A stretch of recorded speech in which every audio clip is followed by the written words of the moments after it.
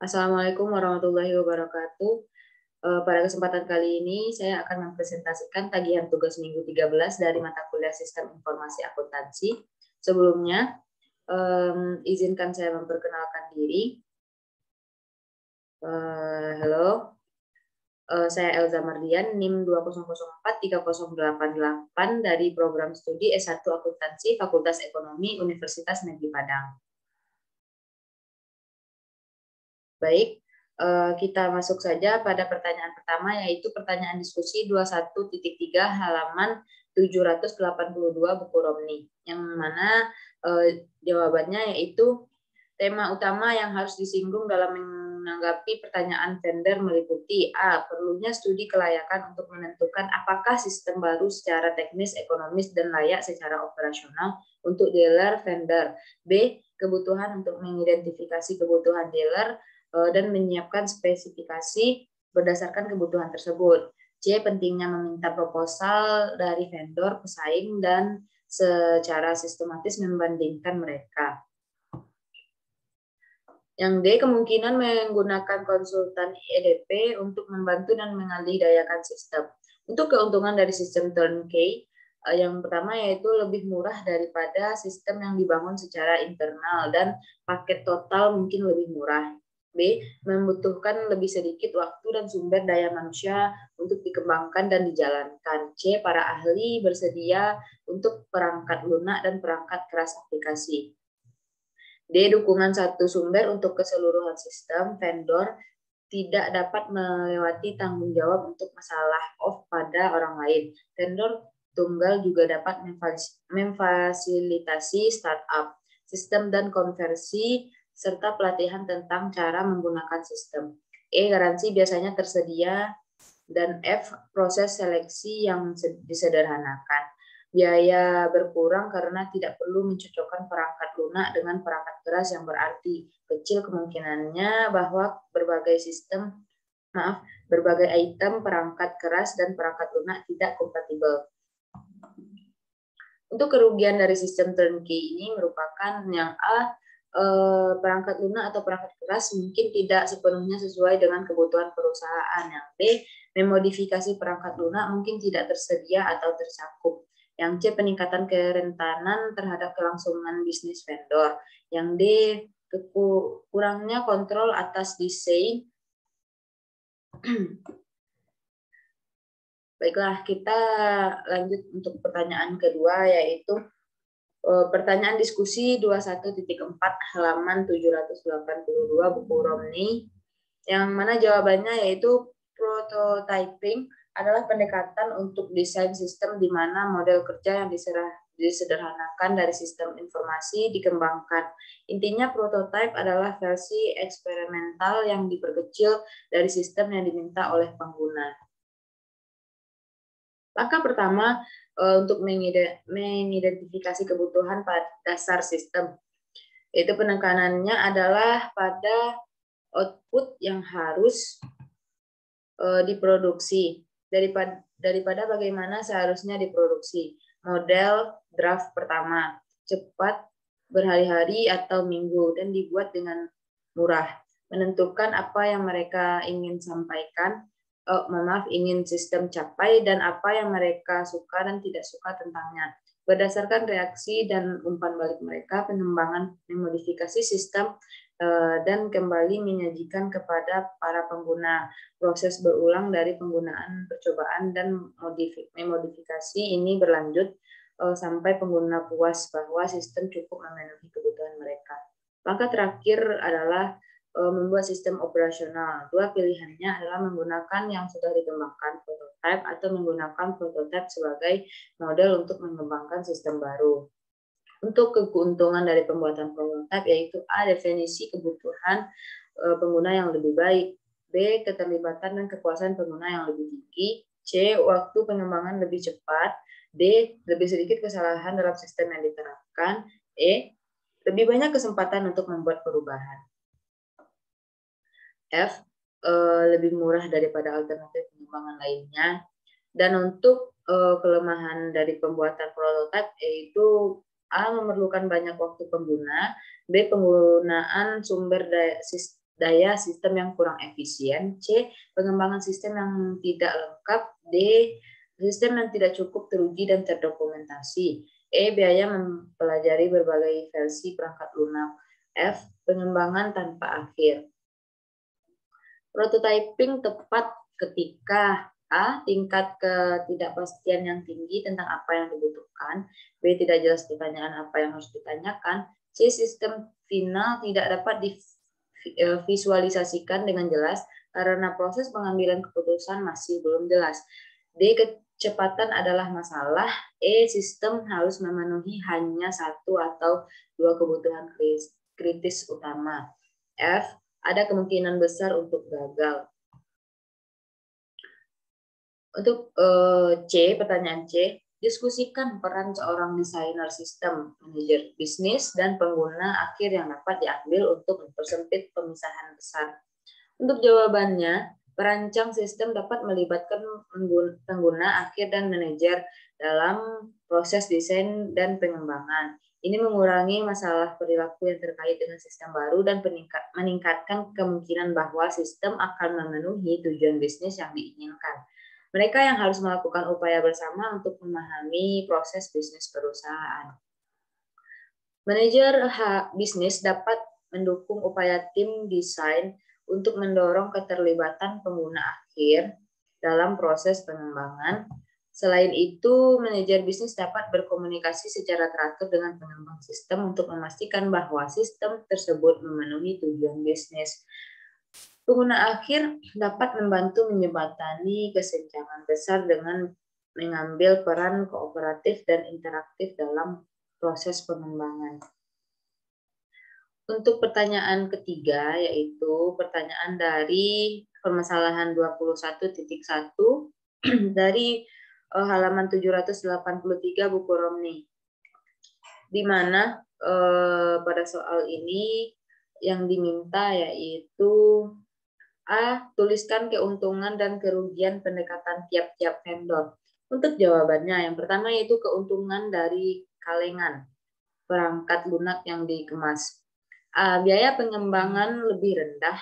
Beberapa perkiraan menunjukkan bahwa paket perangkat lunak mungkin berharga antara 1/20 dan 1/5 dari perkiraan biaya pengembangan internal. Software lebih handal. Pengguna lain telah menggunakan sistem, memberikan lebih banyak pengujian di lingkungan hidup.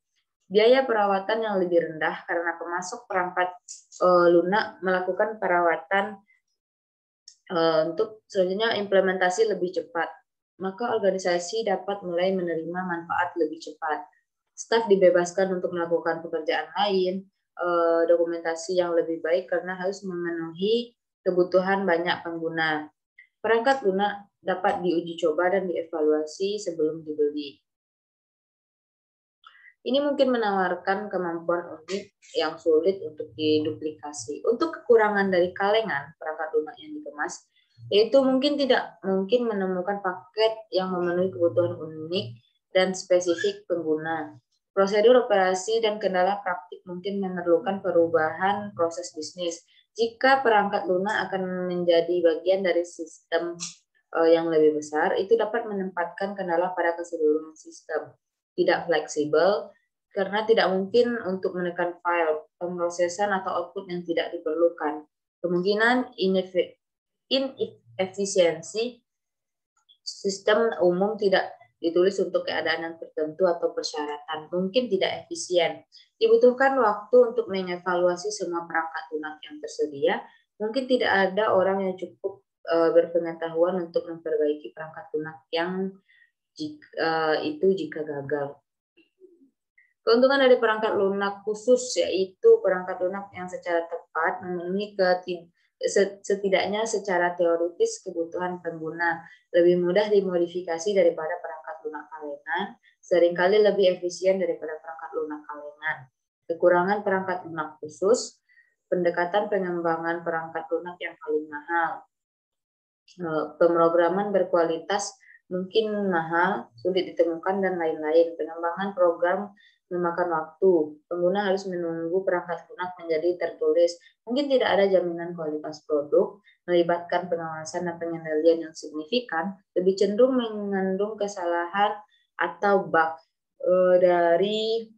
pada perangkat lunak yang dikemas. Jika dikembangkan sendiri, pengguna mungkin harus menunggu lama untuk perangkat lunak tersebut.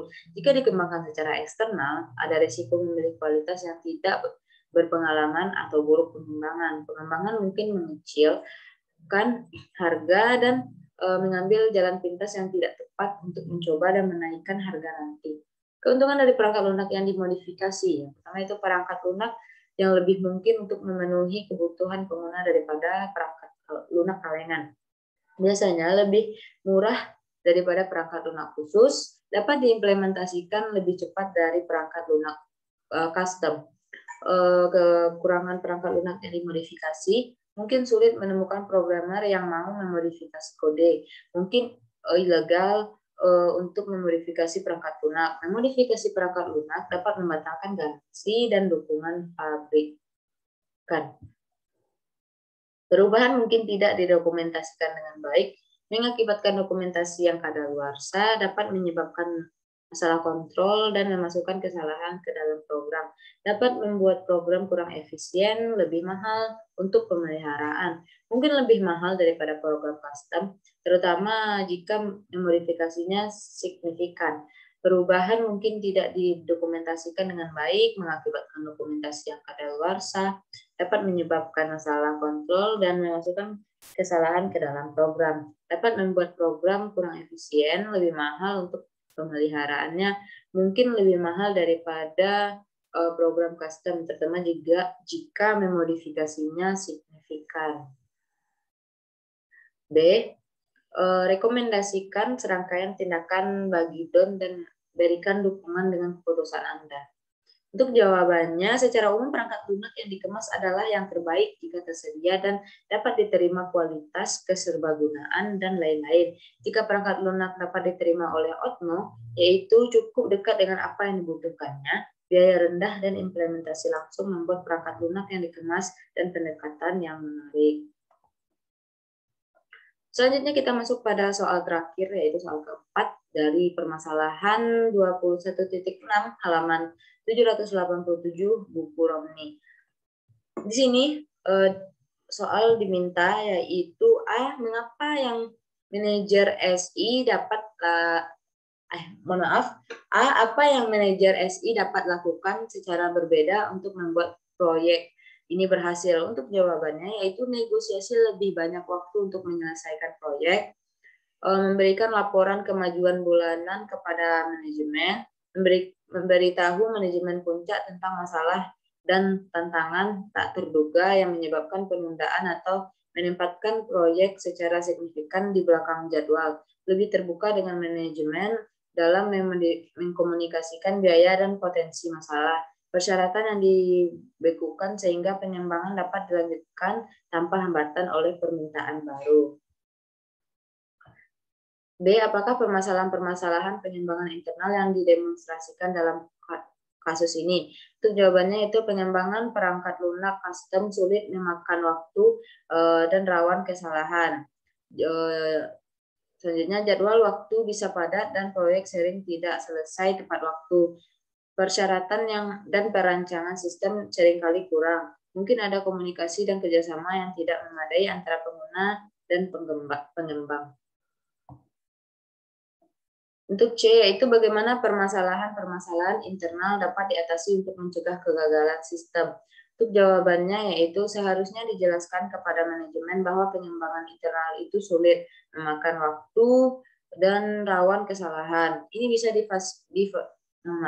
difasilitasi dengan mengutip contoh-contoh dari proyek pengembangan in-house, lebih disukai dari dalam industri mereka sendiri, sehingga manajemen bisa mendapatkan gambaran yang lebih jelas tentang risiko dan manfaat dari in-house perkembangan.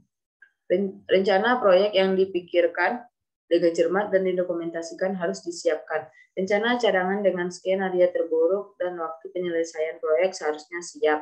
Personel kunci harus ditunjuk sebagai penghubung antara manajemen dan tim proyek sehingga informasi yang kredibel dan tepat waktu dapat dikomunikasikan kembali dan sebagainya. Pada akhirnya, perusahaan menghapus perangkat lunak dan mempekerjakan 2 vendor untuk membantu mereka dengan proyek.